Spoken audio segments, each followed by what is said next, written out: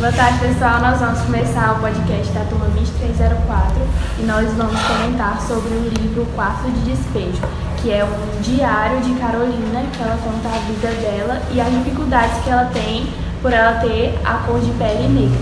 E a Tainá vai ler do dia 17 de maio. 17 de maio. Levantei nervosa, com vontade de morrer. Já que os pobres estão mal colocados, para que viver? Será que os pobres de outros países sofrem igual os pobres do Brasil? Eu estava descontente, que até cheguei a brigar com meu filho José Carlos, sem motivo. Chegou um caminhão aqui na favela.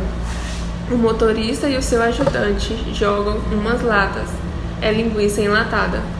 Penso, é assim que fazem esses comerciantes insaciáveis? Ficam esperando os preços subir na ganância de ganhar mais. E quando apodrece, jogam fora os corvos, para os corvos e os felizes favelados. Não houve briga. Eu até estou achando isso aqui monótono. Vejo as crianças abrir as latas de linguiça e exclamar satisfeitas. Tá gostosa. A dona Alice deu-me uma para experimentar, mas a lata está estufada, já está podre. Tá, professor, eu vou fazer a primeira pergunta e eu quero saber se o senhor acha que a desigualdade social tem alguma coisa a ver com todo esse racismo estrutural que tem no Brasil. A desigualdade social e o racismo. O racismo no Brasil ele é movido exatamente por essa exploração da mão de obra, porque as pessoas costumam dizer que os negros são descendentes de escravos. Eles não são descendentes de escravos, eles foram pessoas descendentes de escravizadas, né? Pessoas que foram escravizadas por ter o tom de pele diferente e acreditavam que não eram nem seres humanos. Então tinha-se as discussões entre eles se negro sentia dor ou não, por ser gente ou não, né? Eles acreditavam que era um animal e um animal igual um burro de tração. Então está ligado diretamente a essa exploração, usar o outro por causa da cor da pele para obter lucro. E isso acaba aqui gerando uma certa desigualdade. Em si, a abolição tem pouco tempo, por mais que as pessoas digam, não, já faz mais de 100 anos o negócio, então é muito tempo. Mas em relação ao tempo que durou a escravidão, o tempo de libertação é muito menor no Brasil. Então, ou seja, e libertaram só simplesmente falaram, hoje vocês não vão mais ficar nas senzalas, mas não tem nenhuma equiparação. Foram pessoas que foram tiradas das suas terras natais, de todo o seu contexto familiar, do seu contexto cultural e social, e foram jogados aqui no Brasil e simplesmente sem direito à terra, sem direito à propriedade, sem direito a nada. Então a desigualdade social surge ali. Então você joga um monte de gente, de pessoas sem ter nenhum preparo, forma-se as favelas, pessoas começam a lutar pela sobrevivência. Isso é um instinto, como Thomas Hobbes lembra, um instinto de sobrevivência. Então todo mundo vai lutar por manter a sua vida, e acaba que hora ou outra tendo que fazer pequenos furtos para poder se manter vivo. Professor, que medidas o senhor acha que o governo deveria ou pode tomar para tentar diminuir um pouco essa desigualdade social na favela que gera tanta fome nesses locais? Primeiro, o governo se fazer presente na favela. A favela é a ausência do Estado. Em si, as pessoas colocam a favela, falta habitação, falta moradia de qualidade. São casas que, se você observar, na maioria dos bairros de luxo, não serve nem para colocar o cachorro. Então, e tem 10, 12 pessoas morando dentro desse barraco, dividindo ali, os colchões têm que ser jogados todos no chão, não existe sala, não existe quarto, estão todos interligados ali para dividir o mesmo banheiro. Então você vai observando que o Estado tinha que se fazer presente, primeiro com segurança, com lazer, com cultura, com educação e moradia. Você vai observar saneamento básico, pessoas que não sabem o que é um saneamento básico. Então a primeira coisa para resolver era uma distribuição de renda.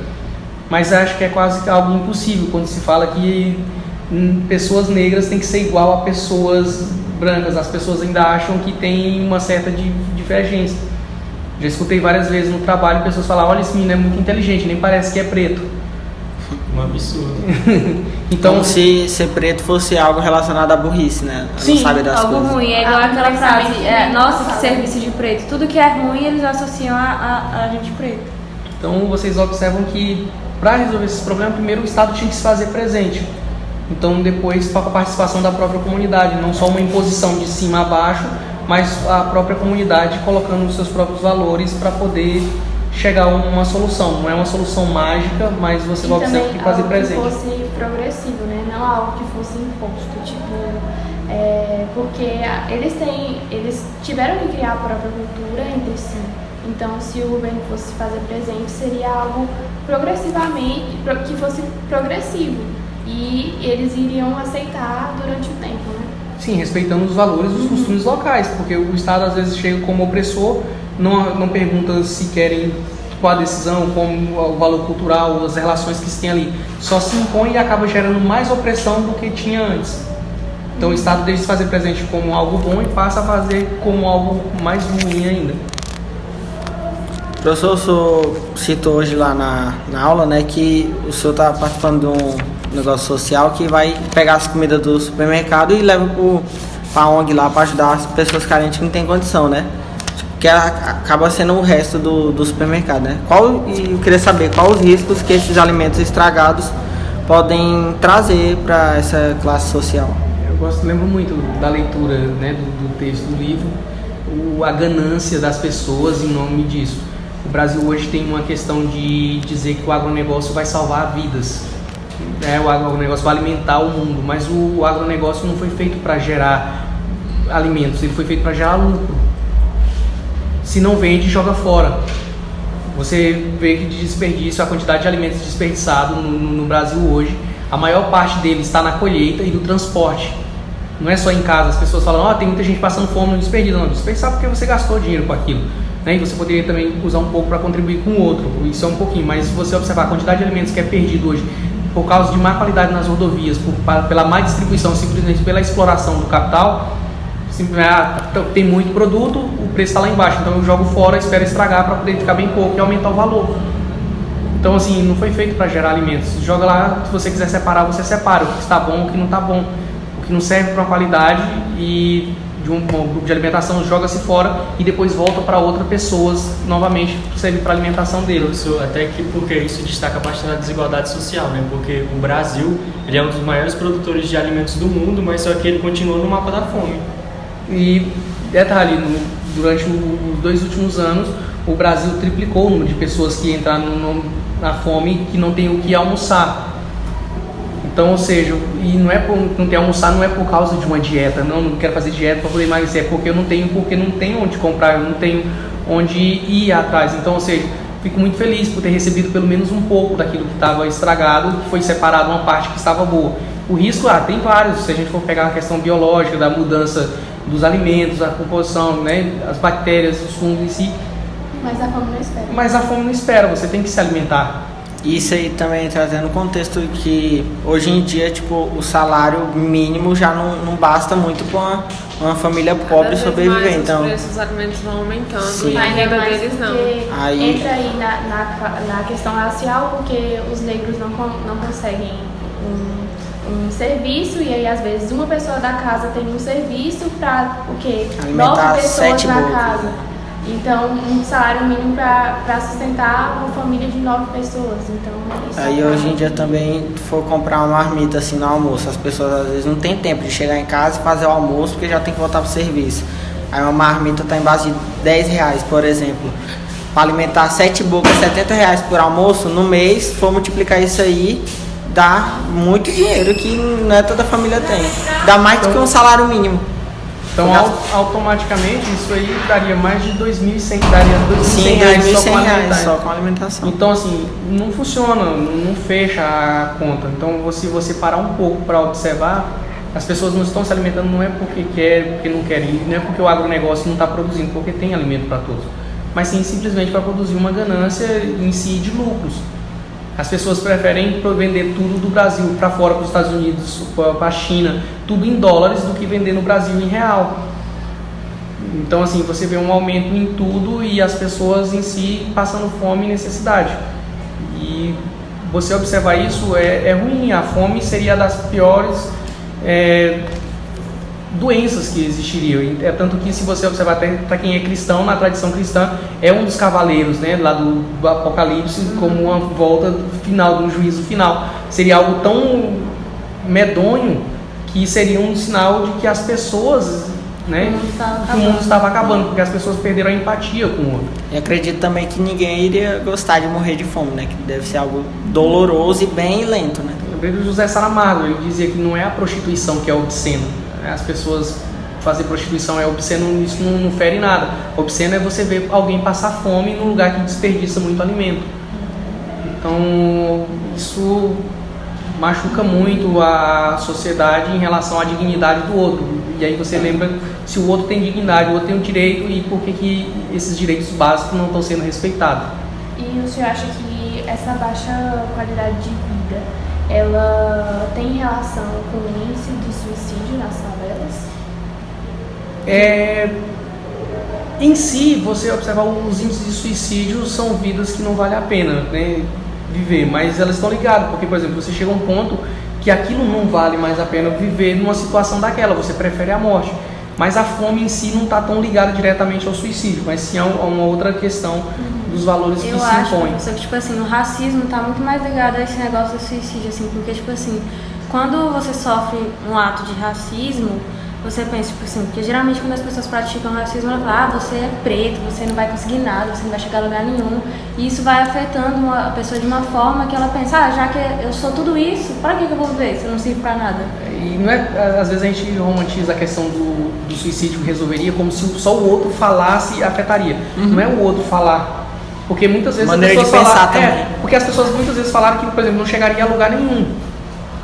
Mas se você observar, é a própria estrutura social. Quantas vezes você foi no médico, quantos médicos você encontrou, você estava lá, eram negros e que saíram das favelas? Você geralmente observa que pessoas que estão no curso de medicina geralmente são pessoas que já têm um poder aquisitivo para pagar os cursos de medicina. Ou mas eu estou cursando uma faculdade pública, mas ele teve um poder aquisitivo muito melhor para pagar um estudo para poder chegar lá. Às vezes as pessoas falam, a escola coloca muitos alunos, mas de 800 estão entrando 5, 6, até 10 por ano. Então, de 800 você consegue colocar 10, já é um bom começo, isso é maravilhoso. Mas em números, você pega as escolas públicas hoje, elas não estão colocando 100 alunos por ano, né? No Tocantins não estão colocando 100 alunos por ano nos cursos de medicina.